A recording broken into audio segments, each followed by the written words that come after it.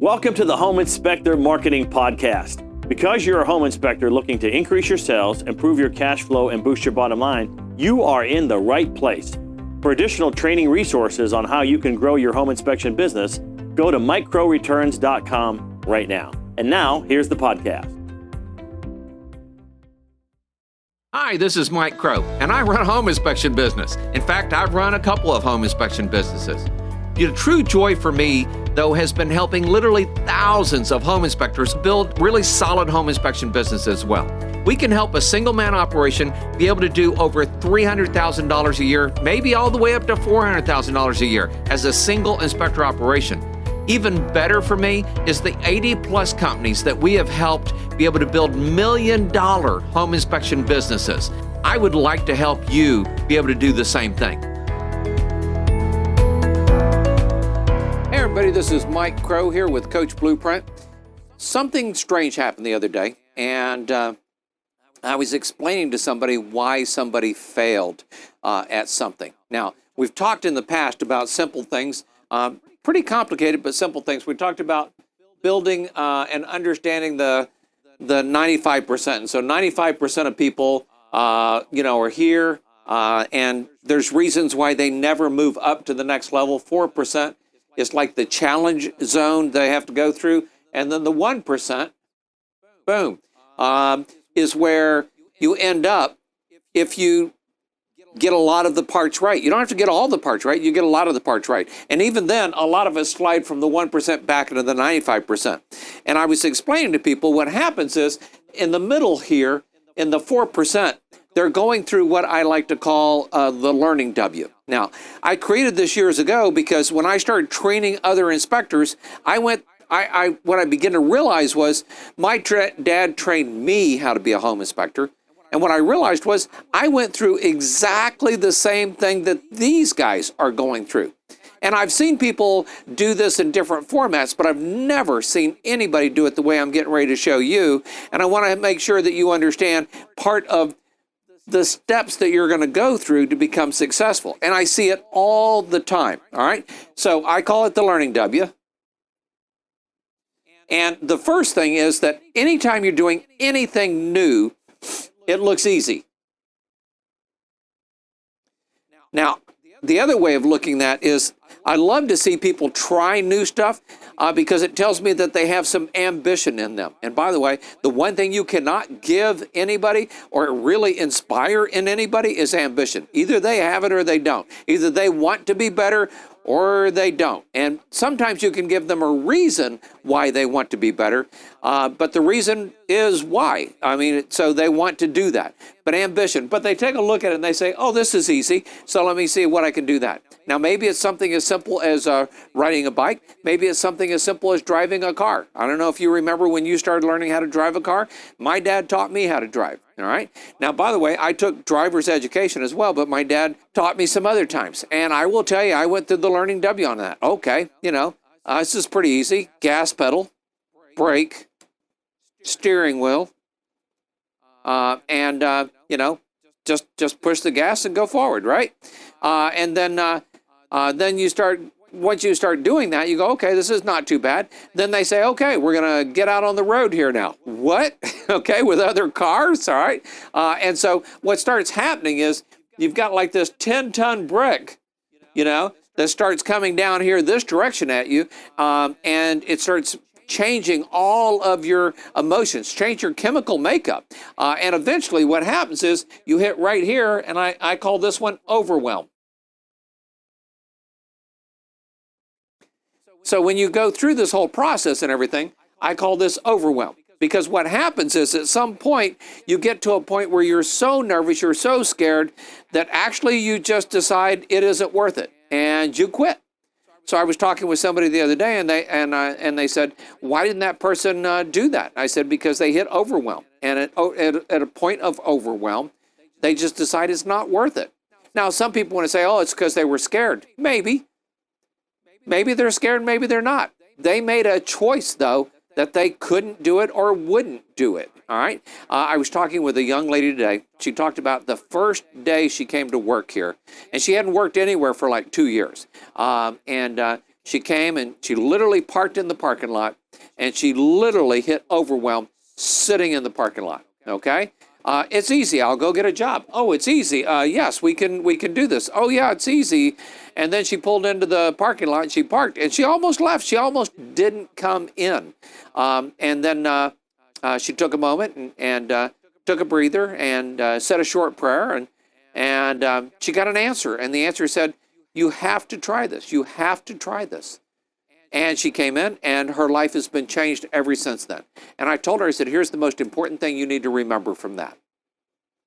Everybody has that moment, where they pull into the parking lot, and maybe it's after they come in, maybe it's after a certain point of time they've been here even, but they hit the overwhelm, all right? And so what we want to try to do, of course, is help make sure that the overwhelm is as short as possible.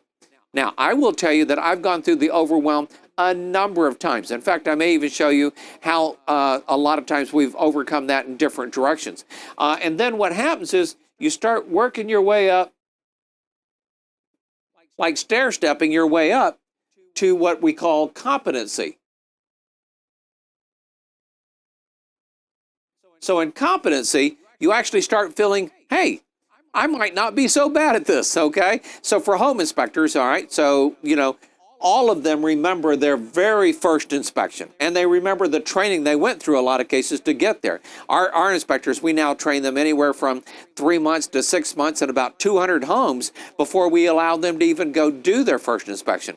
The other thing that we've learned to do because of different things is we help them get through the overwhelm long before they have to go do that first job. My dad, when we first started doing inspections, he was our first inspector.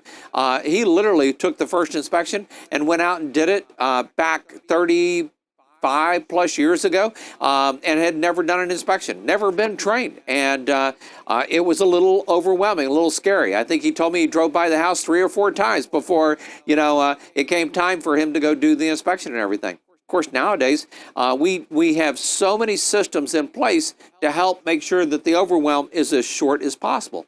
I was training an inspector at one point, and the inspector came into me, and he said, Mike, he said, I know I'm in training, and he said, I think things are going okay. He said, but I don't think I can do this. And I went, Tell me what do you mean? He goes, you see this? And he pointed to a fever blister on his lip. And I said, yeah. So it's a fever blister. He goes, I haven't had these since I was, and I don't remember, it's like, in his early 20s, or maybe it was only as a teenager. I haven't had these. And what it tells me is I am just totally overwhelmed, and I'm totally blown away. And what it tells me is I'm a nervous wreck, and I don't think I can do this.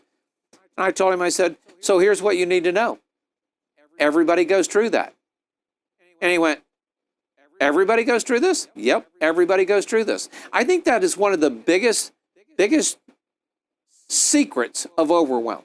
See, most people think it's just them. Oh, it's just me. Oh, I remember the first time I knocked on a door taking a young lady, see, I'm getting all overwhelmed just saying it, taking a young lady out on a date. I was in overwhelm, all right? It's one of those things, if I could go back and redo, I probably would, because I know so much more now. But the bottom line is you're going to go through all of these pieces. Here's the thing that most people don't tell you is, by the way, this can last, 2 days, 2 months, or 2 years. And it's really up to you how long this lasts. Now, for some people, they think it lasts for their entire life, but it really has changed, and they just don't even really pick up on it. And the truth is they have become competent at parts of it. So competency. Here's the other thing that people don't tell you. You've got this long climb from overwhelm, and after you thought it was easy, you got into the business, you've done your first inspection, you start doing inspections. Here's what I discovered about home inspectors. Now, every industry is slightly different, but here's what I discovered about home inspectors. It takes about 1,000 home inspections or 3 years of home inspections before a home inspector feels comfortable, feels competent, all right? So think about that. It takes 1,000 home inspections or 3 years So it takes 1,000 home inspectors or 3 years before a home inspector actually starts to feel competent. And I can tell you it's almost like clockwork watching somebody hit that 1,000 inspections or 3 years. In fact, we have 2 training programs here at our company. So we train inspectors every other Friday. All of the inspectors come in. Those home inspectors that have 1,000 inspections or less or going through training to be a home inspector have another training on the other Fridays, the opposite Fridays every month, to try to help make sure that we're helping them through the overwhelm, making sure that we're helping them through the climb here into competency and everything. And then here's one of the weirdest things happen. So, all right, so you've been here for 3 years, maybe even 5 years, and everything seems to be going great. And what happens is now you start this slide down again, and you get to complacency. And complacency is where you think, I'm good enough, I don't have to do this. Now, I'll give you a perfect example that every adult that drives knows. If I asked you to describe how to drive from here to someplace that you go all the time, that takes 30 minutes or more how to get there, you could probably give me an idea how to get there, and then I say, name every street and tell me how far apart this part is from this part to this part to this part to this part. And they go, I don't know. Partially because it's become a habit, okay? But partially because they're getting complacent about it. Now, I don't know about you, but I've been driving along, and all of a sudden I realized, man, I am going faster than I should be. I was being complacent about how fast I was going. Nowadays, I love it because I have this speed control on my car for the auto driver that I just turn it on and set it, and it follows the car in front of me. So I'm going the same speed as the traffic, and or I'm going slower in a lot of cases. So I build in systems to help me with that complacency, to help me overcome that complacency. And so one of the big secrets here is that competency to complacency is a two-way street. In fact, it loves to go around in circles, so going back and forth, so that you're hitting the here and here, but unfortunately you're coming back and sliding back this direction on the complacency. So you go back and forth here probably for about 10 years. So you go back from competency to complacency, you go back and forth over a period of 10 years. If you're a home inspector, this is where you buy the big item that you think you would never have missed, all right? So I, as a home inspector, I missed a roof. I missed a furnace. Actually, I don't think I've ever missed a furnace, but I missed a water heater. I missed something. So one of the things is that at some point, what are you doing to help make sure that you're doing this? And I'm going to tell you, here's the biggest secret in this. You come up to this point right here. I like to call it significance. Okay? Some people like to call it excellence. In fact, we're going to give you a graph of this, some of the basics of this on the screen here in just a little bit, or maybe even now, so that you can see this and take a snapshot of it. Stop it, take a picture of it, so you can put it up somewhere so you can see it. So every time you think about the part that you're starting, you'll go through this. So we were just working with a gentleman, for instance, that has a pest control company, and he does just regular general pest control. And one of the things we helped him understand was, hey, I need to be in the termite business as well. And then I watched him get really busy with that. And then what I also watched him was have to make some adjustments in his life because he hit overwhelm. All right. And what he thinks to himself is, I need to go focus all my time and energy on this. But what he doesn't understand is I'm dropping all this off. He's basically spinning plates, and he thinks he's spinning too many, so he lets some go. Or he takes some down and just sets them on the table and thinks that's cool. But unfortunately, those plates don't ever generate any more business for him or help him in a lot of other ways. So you've got easy or ambitious, okay, goes into overwhelm at some point as they're learning how to achieve this. And I've done this with every single thing I've ever learned, okay? And then from overwhelm, you start building back up into competency. Now, here's the coolest thing. If you'll get next to somebody that knows how to do it, that can teach you how they did it and what they had to do to learn to get there, that's going to help you be able to get here so much quicker, so much easier. It'll still take you probably 1,000 whatever it is, maybe 1,000 home inspections or 3 years. But once you get there, the journey will be easier, faster, and it'll just be so much funner in the prospect. But the thing is about competency, at some point you will slide back down into complacency, and you need to know that. And what you have to do is start putting things into place, so that it pushes you back this direction, pushes you back to competency. And then the biggest thing for significance and excellence is what my son likes to call the teaching difference. So the last big secret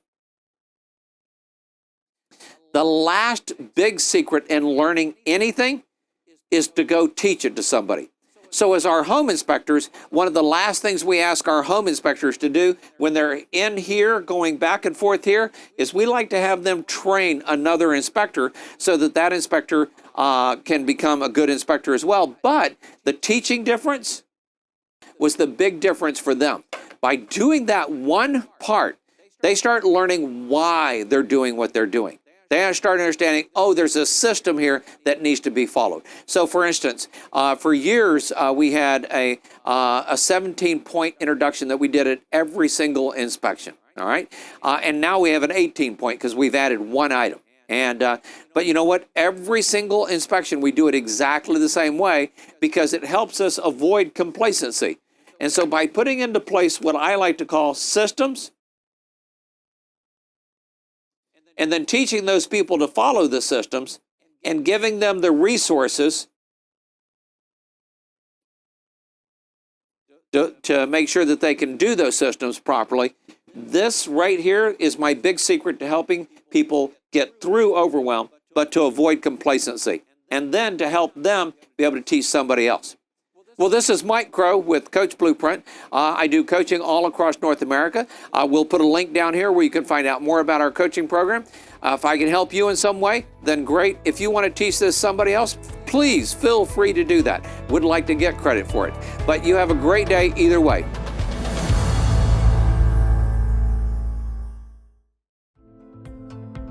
We hope you enjoyed the podcast, and as a friendly reminder, if you're looking to increase your sales, improve your cash flow, and boost your bottom line as a home inspector, go to MikeCrowReturns.com right now.